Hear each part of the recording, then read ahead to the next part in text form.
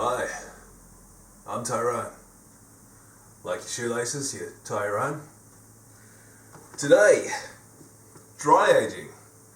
I've done it a bit. I've uploaded a tutorial on how to do it cheap, and then my local kitchen supplies shop had these bad boys. Dry aged steak baguettes. Previously, I'd only seen the Umai branded ones on the internet, and they were about $100 to get this many delivered. It was not economical. This is a third of that price. This was like $35. So I'm going to give that a crack. See how a 40-day ribeye dry aged in one of these compares to a 40-day ribeye dry aged in the fridge that I've co-opted. Let's see how we go. 2 racks of ribs, 2 racks of prime standing rib roasts. Both from the same farm, both the same sort of quality meat. These bags, if I'm honest, they're a bit of a hassle. So here I'm not touching the meat at all to get as sanitary environment inside the bag as possible. When you're dry aging something for about 40 days, it's important to keep the meat as clean as possible. So transferring it direct from one plastic bag to the next is the best way about that. My vac seal really struggled to get all of the air out. And then my vac seal really struggled to seal it. It was really quite an ordeal trying to get as much of the air out as possible. You need to get as much of the air out as possible so the bag actually forms the membrane on the outside of the meat. You've got 2 pieces of plastic essentially being squeezed together and the machine struggling to get all of the air possible out from where this small piece of cloth is. And the sealing process, it doesn't seal the first try. For me, it didn't quite seal the second try either. But the third try, it actually melted through the bag. Eventually, I was happy with it. Well, less unhappy with it.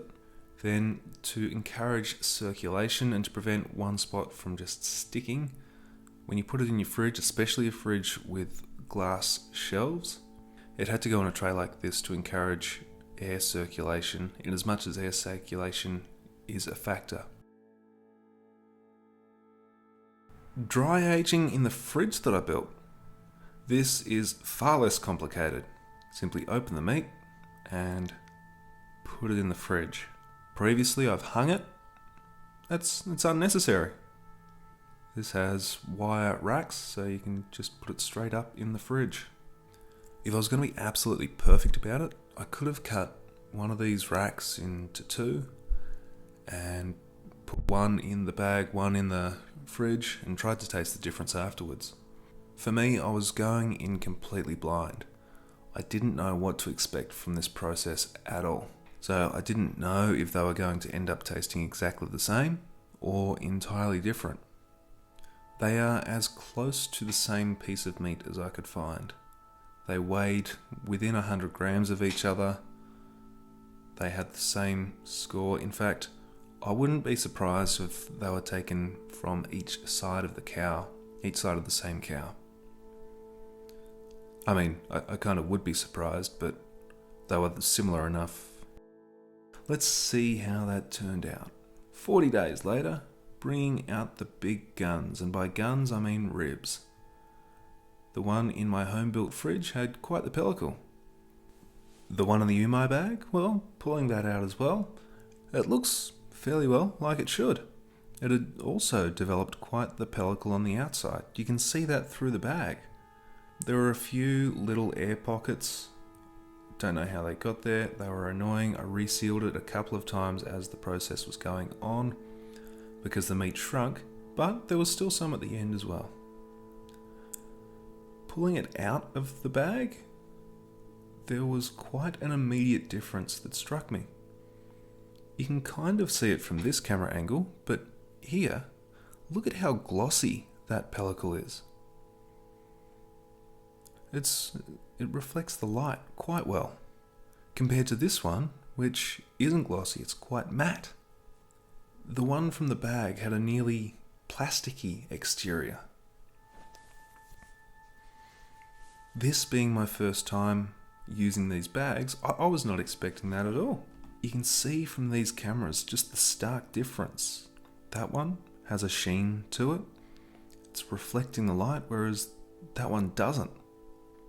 It was like on the bag, all of the individual fibres of the meat had come together to form a solid pellicle. Whereas in the fridge, all of the individual fibres of the meat had toughened in and of themselves. They hadn't been compressed into one another to form a solid barrier, if you will, but instead it was quite porous. They both smelled very similar. I couldn't smell a difference between them, just in this moment at least. Cutting the one that had been dry aged in a bag open, it looked exactly as you would expect. There's the pellicle on the outside, the meat on the inside. It's all meat. The pellicle on the outside, the aged meat on the inside, and the one that had been dry aged in my own fridge, that looked exactly the way that it should as well. If you've ever tried to cut something like this, then you know how difficult it is. The outside has become quite leathery and tough. I took the opportunity to take a bunch of photos here, just comparing them to each other, then cut them into individual steaks. After cutting them into steaks, I trimmed them all up and put all of the pellicle into bowls. You don't want to cook the steaks or eat the steaks with the pellicle on. That's bad news. This is packed full of flavour, but don't eat it as it is. More on that shortly. While we're on the pellicle, I noticed the rack dry aged in the fridge that I built. I was trimming off a lot more. What this means is, for the same amount of time being dry aged, one method pulled out a lot more moisture. That will play into it shortly. I wrapped up these steaks in just simple cling wrap. That way I could still sous vide them if I wanted to, or I could throw them on the barbie. Right, here's what you do with the pellicle. Throw it in a meat grinder. Cooking process. On the barbecue, I've done a truly amazing YouTube video on how to cook a steak like a YouTube professional. It completely takes the mickey, but it does show you the process. These have simply been seasoned with salt and pepper, just to give a bit of oomph to them. I let that sit for a little bit out on the bench to come up to room temperature. Now they're in my kettle, being brought up to temp. I took these off at 47 degrees. Now this is an interesting point as well. The cooking speed of each of them. The one that was dry aged in my own fridge cooked a little bit quicker. The one that was dry aged in the bag cooked a little bit slower. The temperature in each carried the same. I pulled them each off at 47. They each carried to about 53, 54, which is a medium rare throughout. Then searing them, well, charcoal. Get the charcoal as hot as the grates recommend. Rotate them 90 degrees, make it look pretty. Oh, look at how pretty that is. Wow, so pretty. Tyrone, you're amazing at cooking. Oh, shut up you. No, but you are. Yeah, I know. Once these steaks were cooked and looked super pretty, it was time to give them a taste. Now, I've done an amazing bit of sleight of hand here. These are some different steaks that have been sous vide then seared on the barbie. I've taken the bone off. You can see they're cooked exactly the same, but one is a lot more firm than the other, and one is a lot more soft. Cutting them open, the ones at the bottom were dry aged in my fridge, the ones at the top were dry aged in the bag. You can see right off the bat, they're a little bit more flexible. They twist more. There's a lot more juice and moisture still in the meat. Look at the flex in that piece. Compared to this piece, which is cooked exactly the same, quite solid, a lot less juice, and doesn't really want to bend. Then, tasting them, They both have that enhanced meaty flavour that you'd expect from something dry aged. They were both sous vide to the same temperature. They were both seasoned with the same seasoning, which is just salt and pepper. But the fact that one was more juicy than the other meant that that flavour filled the mouth more. One thing worth noting, if I'd used butter in the cooking process, then they likely each would have been as juicy as the other. The butter would carry that flavour all the way through the mouth. If I'd put a small glob in when I sous vide it, that would have made a world of difference. One other difference in the mouthfeel was the strength of the fibres as you chewed through them. The umai bag had strong fibres in and of itself, but they were more loosely connected. The one dry aged in the fridge, each of the individual fibres held together remarkably well, but each of the individual fibres broke in and of themselves much, much better than the one dry aged in the umai bag.